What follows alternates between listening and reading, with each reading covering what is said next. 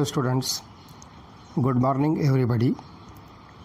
Myself Ansari Abdul Majid from Department of Chemistry. My special subject is Organic Chemistry. तो हम आज से जो है नीट का सिलेबस स्टार्ट करने जा रहे हैं। तो आप देखिए कि नीट जो एग्ज़ाम होता है इसका जो सिलेबस होता है वो सिलेबस NCERT का होता है, जो दिल्ली का है, सेंट्रल गवर्नमेंट का। तो यहाँ पर जो है आपको केमिस्ट्री का जो सिलेबस मिलेगा उसके अंदर 11th और 12th दोनों क्लासेस के जो चैप्टर्स हैं वो स्टडी करना है। तो ऐसे देखा जाए तो 2 बुक्स आपको जो है 11th की मिलेगी जो पार्ट 1 और पार्ट 2 है, और इसी तरह से 2 बुक्स आपको 12th की मिलेगी, उसमें भी पार्ट 1 और पार्ट 2 है। तो इस तरह से टोटल 4 बुक्स है आपको केमिस्ट्री के लिए जो स्टडी करना है। 2 बुक्स 11th के लिए और 2 बुक जो है 12th के लिए, और पूरा के पूरा सिलेबस आपको नीट की स्टडी के लिए जो है आपको फॉलो करना है। और ये बात जो है ध्यान रखिए कि आप जो टेक्स्ट बुक है NCERT की, वो टेक्स्ट बुक जो है सबसे पहले आप जो है उसको परचेस कर लीजिए और उसकी स्टडी जो है आप स्टार्ट कर दीजिए। हम यहाँ पर जो है चैप्टर वाइज और टॉपिक वाइज जो है डेली जो है लेक्चर्स जो है अपलोड करते रहेंगे। आप जो है वो सारे लेक्चर्स को जो है बहुत ध्यान से और बहुत जो है तवज्जो से जो है उसको सुनिए, और साथ में आप अपनी जो है बुक भी लेकर बैठिए। तो जो चीज़ें उसमें आपको जो है लेक्चर में देखने को मिल रही है वो चीज़ जो है आप बुक से भी जो है वेरीफाई कीजिए। और कोई टॉपिक आपको अगर डिफ़िकल्ट लगता है तो वो टॉपिक जो है आप जो है वो पॉइंट जो है नोट कीजिए अपनी नोटबुक में। और डिस्क्रिप्शन बॉक्स के अंदर जो है मेरा कॉन्टेक्ट नंबर दिया हुआ है, और व्हाट्सअप ग्रुप भी बहुत सारे मेरे बने हुए हैं। तो आप चाहें तो व्हाट्सअप ग्रुप के अंदर जो है वो उसमें जो है शामिल हो सकते हो। तो आपको जो भी डिफ़िकल्टी है जिस टॉपिक से भी और जिस चैप्टर के अंदर भी आती है वो आप जो है व्हाट्सअप पर जो है भेजिए, या फिर डायरेक्ट जो है आप फ़ोन पर जो है कॉन्टेक्ट करके आप जो है उसको पूछ सकते हो। ग्रुप में भी आप जो अपनी डिफ़िकल्टी सेंड कर सकते हो, मेरे पर्सनल नंबर पर भी आप जो है सेंड कर सकते हो। तो रोज़ाना रात में मैं आफ्टर 7 o'clock जो है डिफ़िकल्टी सॉल्व करने के लिए जब बैठता हूँ तो बहुत सारे बच्चे जो है मुझे अपनी डिफ़िकल्टीज़ जो है सेंड करते हैं, तो मैं उनको जो है रिप्लाई करता हूँ। तो ये बात जो है ध्यान रखना है कि नीट की जो तैयारी है वो महाराष्ट्र स्टेट बोर्ड या किसी भी स्टेट बोर्ड से बहुत हट कर होती है, और इसके अंदर आपको कोई भी टॉपिक की कोई भी चीज़ जो है बिल्कुल जो है आप उसको मतलब लाइटली मत लीजिए, उसको बहुत ही जो है कॉन्शियसली आप जो है स्टडी कीजिए। बस एक बात मैं आपको यहाँ पर बताता चलूँ कि नीट की तैयारी के अंदर आपको जो है सबसे पहली बात यह है कि आपको जो है बहुत ज़्यादा जो है सिंसियर होना है। अभी आप जो है अगर रेगुलर कॉलेजेस वगैरह में अपने जाते हो तो 5-6 घंटे आपके वहाँ पर चले जाते हैं। अब उसके बाद वापस आने के बाद आप अपने घर पर जो है फ्रेश हो जाइए और आपके जो दीगर ज़रूरियात है उसको पूरा कीजिए, और उसके बाद फिर जो है आपको स्टडी करना है और सिर्फ़ स्टडी करना है। आप अपनी अदर एक्टिविटीज़ को कम से कम साल भर के लिए जो है बिल्कुल जो है छोड़ दीजिए, और पूरा के पूरा जो है आप इसमें जो है इन्वॉल्व हो जाइए। क्योंकि यहाँ पर जो है सिर्फ अकेला केमिस्ट्री सब्जेक्ट नहीं है, बल्कि इसके साथ में जो है 2 सब्जेक्ट्स और हैं। बायोलॉजी के अंदर जो है 2 पार्ट्स हैं, एक पार्ट जो है बॉटनी का है, दूसरा पार्ट जो है जूलॉजी का है, और फिर एक सब्जेक्ट जो है फिज़िक्स है। इस तरह से अगर देखा जाए तो पूरा नीट का जो कोर्स है वो टोटल जो है 4 सब्जेक्ट्स बनते हैं, फिज़िक्स, केमिस्ट्री, बॉटनी और जूलॉजी। इस तरह से जो है आपको डबल टॉपिक जो है बायोलॉजी के लिए जो है पढ़ना है, और मार्क्स का जो डिस्ट्रीब्यूशन भी होता है वो भी जो है बायोलॉजी के लिए जो है डबल है।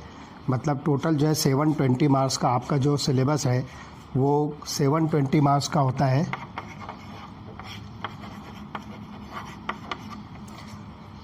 और इसके अंदर टोटल जो है 180 क्वेश्चंस होते हैं।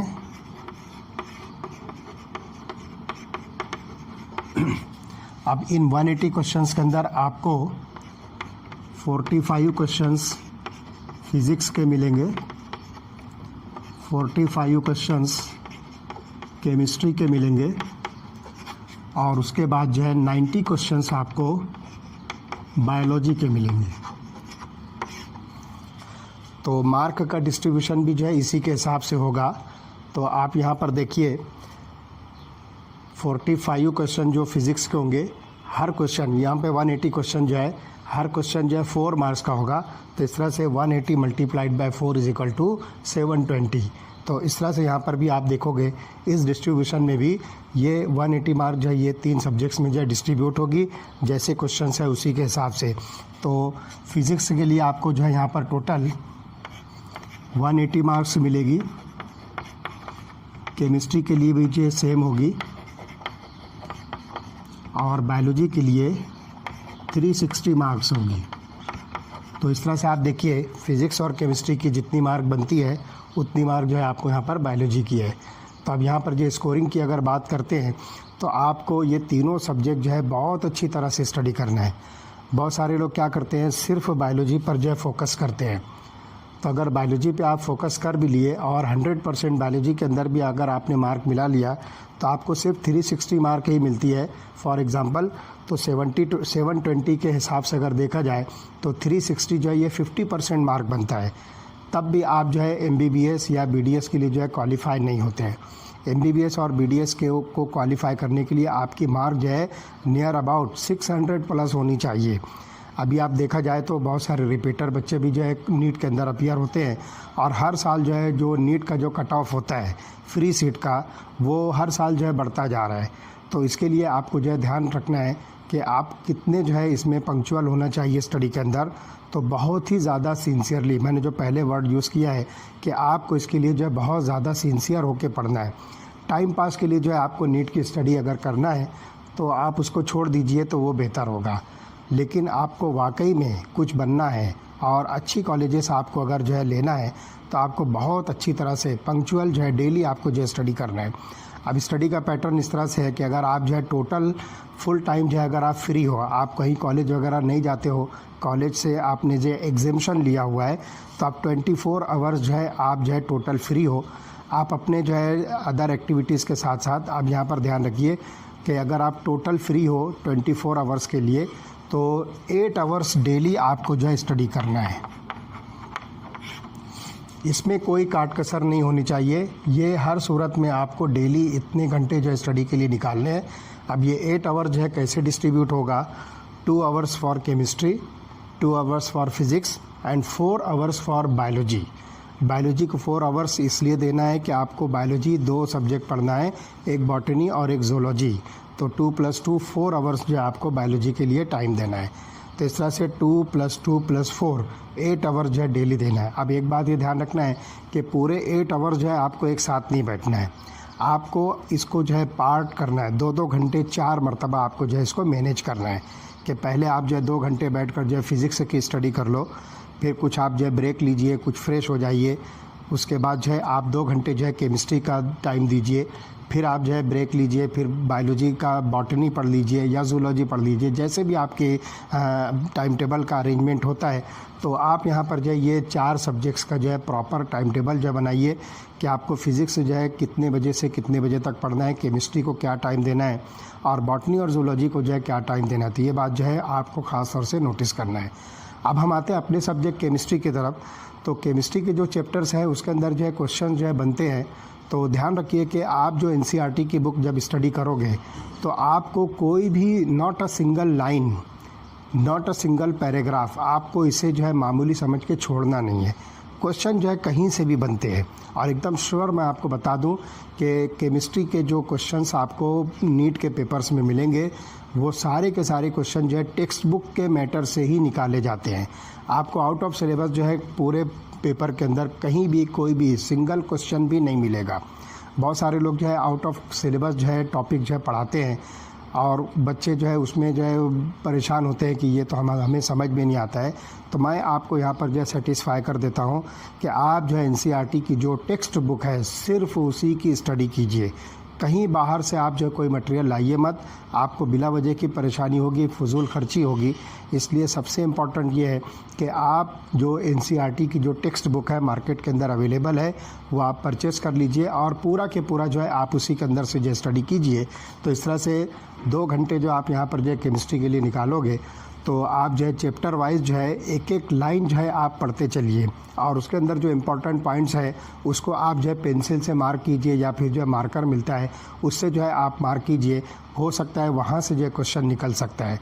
तो यहाँ पर जो आप ध्यान रखिए कि हर तरह के जो है क्वेश्चंस आते हैं। जैसे कुछ रिएजेंट्स के जो है क्वेश्चंस होते हैं, केमिकल रिएक्शंस के अंदर जो है रिएजेंट का बहुत इंपॉर्टेंट रोल होता है, तो रिएजेंट के ऊपर से क्वेश्चन आते हैं। बहुत सारी नेम रिएक्शन से जो है आपके सिलेबस में है, वो नेम रिएक्शंस पर भी जो है पर्टिकुलर जो है क्वेश्चंस होते हैं। फिर जो फिज़िकल केमिस्ट्री का जो पार्ट है उसके अंदर जो है न्यूमेरिकल प्रॉब्लम्स होते हैं, वो न्यूमेरिकल प्रॉब्लम्स भी जो है तकरीबन 7 या 8 प्रॉब्लम्स आपको जो है मिलते हैं पूरे पेपर के अंदर। जो 45 क्वेश्चंस होते हैं केमिस्ट्री के, उसके अंदर 7 या 8 क्वेश्चन जो है ये प्रॉब्लम के होते हैं। तो आप जो है प्रॉब्लम्स की भी जो है अच्छी तरह से जो है स्टडी कीजिए। ऐसे टॉपिक वाइज जब आप स्टडी करोगे तो फिर आपको जो है इसमें किसी भी तरह की कोई डिफ़िकल्टी नहीं आएगी। तो यहाँ पर जो है आप ध्यान रखिए कि केमिस्ट्री की स्टडी करने के लिए आपको टेक्स्ट बुक जो है आपके पास में होना ज़रूरी है।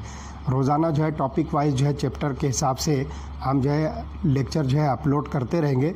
आप वो लेक्चर्स भी देखिए, लेक्चर के साथ जो अपनी टेक्स्ट बुक भी रख कर देखिए, और फिर उसमें कोई डिफ़िकल्टी आती है तो please share those difficulties with me. तो मैं जो है वो डिफ़िकल्टी आपकी जो है डेली जो है सॉल्व करता चलूँगा। तो ये बात जो है ध्यान रखना है कि आपको बहुत ज़्यादा जो है सिंसियरली जो है इसकी स्टडी करना है। तो ये जो है पहला एक इंट्रोडक्टरी जो लेक्चर था नीट का। अब कल से बाकायदा हम जो है चैप्टर वाइज टॉपिक वाइज जो है लेक्चर जो है बनाकर जो है ऑनलाइन जो है यूट्यूब पर जो है अपलोड करते रहेंगे। आप उसको जो है देखिए और एंजॉय कीजिए। Best of luck for your exams, for your course, and I pray that you would become good doctors. Okay.